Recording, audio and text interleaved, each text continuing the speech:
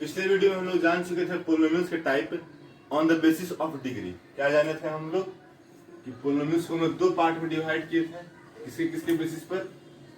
एक था आपका डिग्री के बेसिस पर और दूसरा होता है नंबर ऑफ टर्म्स के बेसिस पर। तो डिग्री की अगर बात करें हम तो डिग्री में हम लोग बताए थे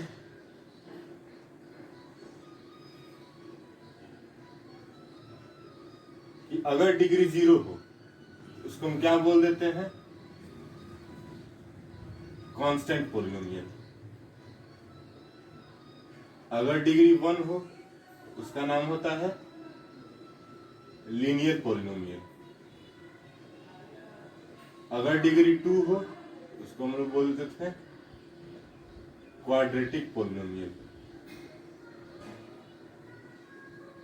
अगर 3 डिग्री हो तो क्यूबिक पोलिनोमियल।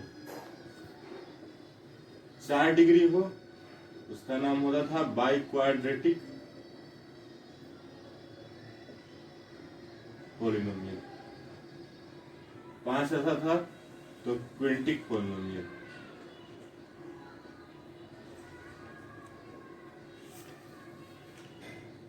छह वाले के लिए हेक्सा पोलिनोमियल,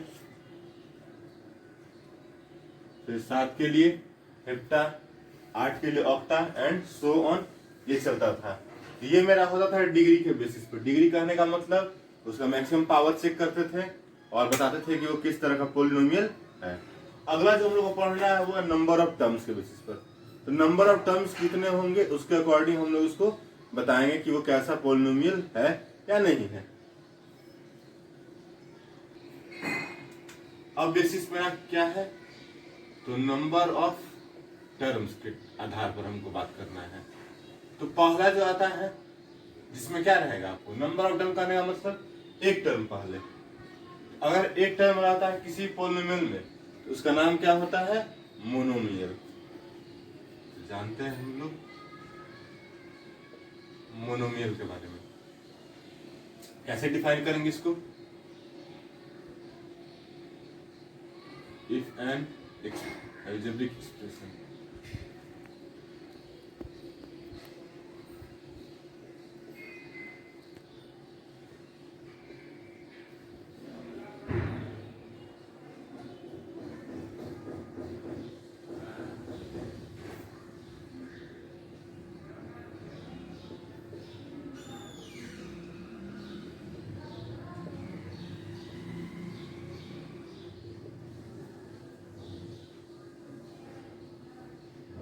ठीक है। अगर किसी अलजेब्रिक एक्सप्रेशन में केवल एक टर्म है मतलब सिंगल टर्म रहेगा तो उसको हम लोग क्या नाम देंगे? तो मोनोमियल। इसमें मेरा सिर्फ एक और एक ही टर्म रहेगा और वो एक टर्म का कांस्टेंट भी हो सकता है या वेरिएबल भी हो सकता है। जैसे हम बोले अगर थ्री कैसा पोलिनोमियल कहलाएगा? तो ये मोनोमियल है क्योंकि एक ही टर्म है। दूसरा अगर बात करें हम ए, ये भी मोनोमियल है। अगर बात करें हम 100x², ये भी मेरा क्या है? मोनोमियल ही है। क्यों मोनोमियल? ये एक पूरा का पूरा एक टर्म कहलाया। ठीक है, तो ये आपका मोनोमियल कहलाएगा। अगर हम बात कर दे x², y², z², t², ये भी क्या कहलाएगा आपका? तो मोनोमियल ही कहलाएगा। तो ये पूरा का पूरा ये आपको मल्टीप्लाई भले हो रहा हो लेकिन है एक ये टर्म, तो ये आपका क्या कहलाएगा? मोनोमियल। मोनोमियल किसको कहेंगे? तो वैसे अलजेब्रिक एक्सप्रेशन या वैसे पोलिनोमियल इसमें आपको सिंगल टर्म मिलेंगे, केवल एक टर्म मिलेंगे, उसको हम क्या नाम देंगे? तो मोनोमियल देंगे। दूसरा आता है नाम आपका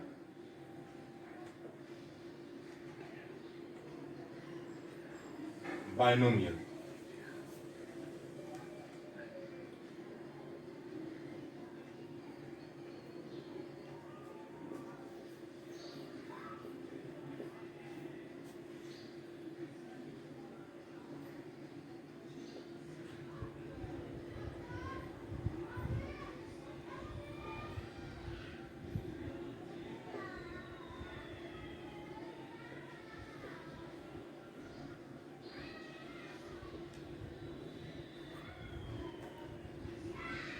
ठीक है, इसमें क्या रहेगा? तो अगर आपको दो टर्म नजर आते हैं उसको हम क्या नाम देते हैं?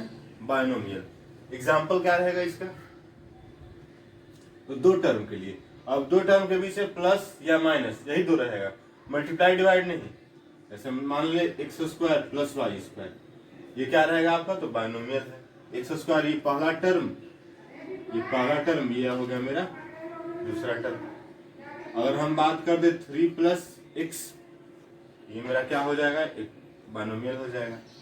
अगर हम और एग्जांपल लें तो एक्स वाई जेड प्लस ए स्क्वायर बी स्क्वायर, ये भी क्या होगा, तो बाइनोमियल होगा। मतलब वैसे एक्सप्रेशन, वैसे पोलिनोमियल्स जिसमें आपको दो टर्म नजर आए उसे हम क्या नाम देंगे, बाइनोमियल नाम देंगे। तीसरा है मेरा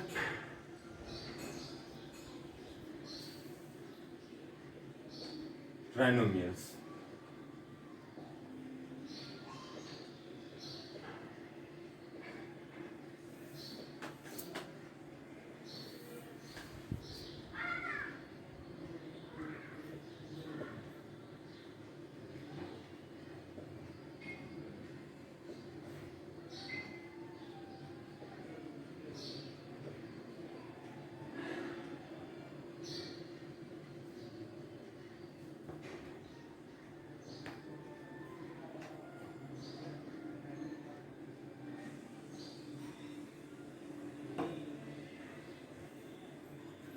यह तो क्या बोलता है, तो वैसा एक्सप्रेशन जिसमें क्या हो, तीन टर्म्स हो, उसको हम क्या नाम देंगे, ट्राइनोमियल। ठीक है, देखिए इसमें एक्स पहला टर्म है, दूसरा वाई है, तीसरा जेड है। इस वाले में एक्स स्क्वायर पहला, दूसरा माइनस वाई स्क्वायर, तीसरा जेड स्क्वायर। इस वाले में ए स्क्वायर बी स्क्वायर और सी स्क्वायर है। तो अगर किसी एक्सप्रेशन में, अगर किसी पोलिनोमियल में आपको तीन टर्म्स नजर आते हैं उसे हम क्या नाम देंगे, ट्राइनोमियल। अगर एक है तो मोनोमियल, दो तो बाइनोमियल, तीन तो ट्राइनोमियल, और उससे और आगे जाते तो बाई क्वाड्रिनोमियल, और भी आगे बढ़ते आता है। फिलहाल आपको ये तीन मेनली बेसिकली जानना है। ठीक है, अभी तक हम लोग पोलिनोमियल्स में क्या पढ़ चुके थे, तो पहले पढ़े हम लोग क्या, तो डिग्री पढ़ चुके हैं। डिग्री मतलब मैक्सिमम पावर क्या है उसको जान गए हैं। दूसरा जाने हम लोग क्या, तो टाइप्स। इसका टाइप्स में किसके बेसिस पर, तो डिग्री के बेसिस पर, और दूसरा नंबर ऑफ टर्म्स के बेसिस पर। ठीक है, अगला जो टॉपिक हम लोग को पढ़ना है उसको हम बोलते हैं जीरोस ऑफ पोलिनोमियल। ठीक है, इसी का नाम दूसरा भी बोलते हैं हम लोग रूट्स ऑफ पोलिनोमियल या सॉल्यूशन ऑफ पोलिनोमियल। ठीक है, तो ये हमको पढ़ना है। ठीक है,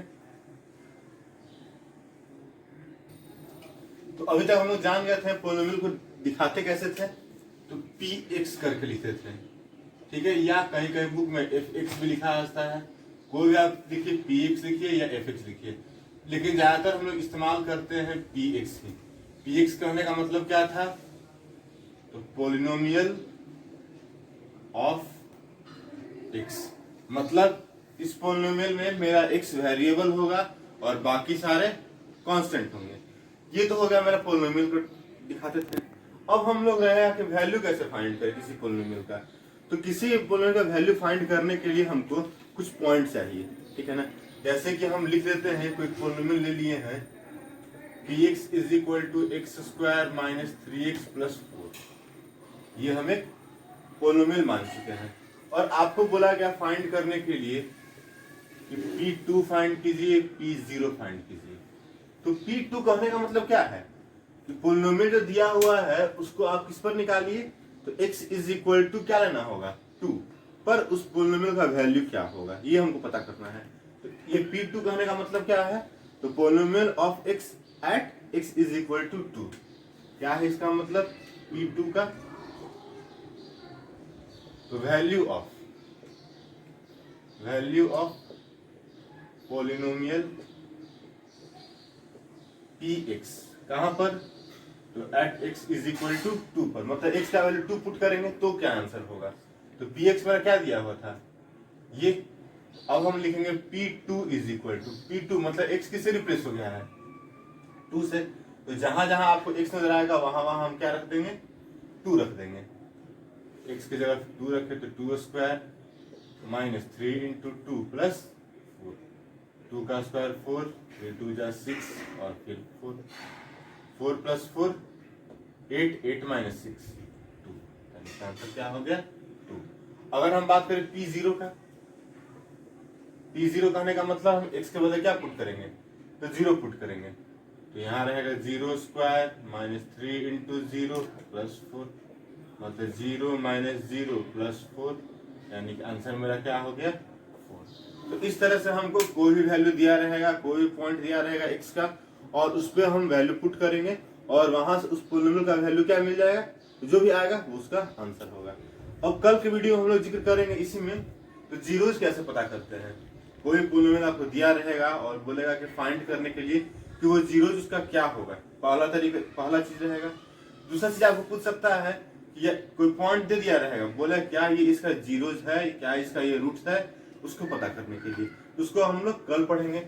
आज फिलहाल हम लोग क्या जाने हैं, तो किसी भी पॉइंट पर किसी पोलिनोमियल का वैल्यू क्या होगा उसको हम लोग सीख चुके हैं। आज मैं आपको कुछ क्वेश्चन दूंगा, इसी पर बेस्ड उसको आप लोग सॉल्व कीजिएगा।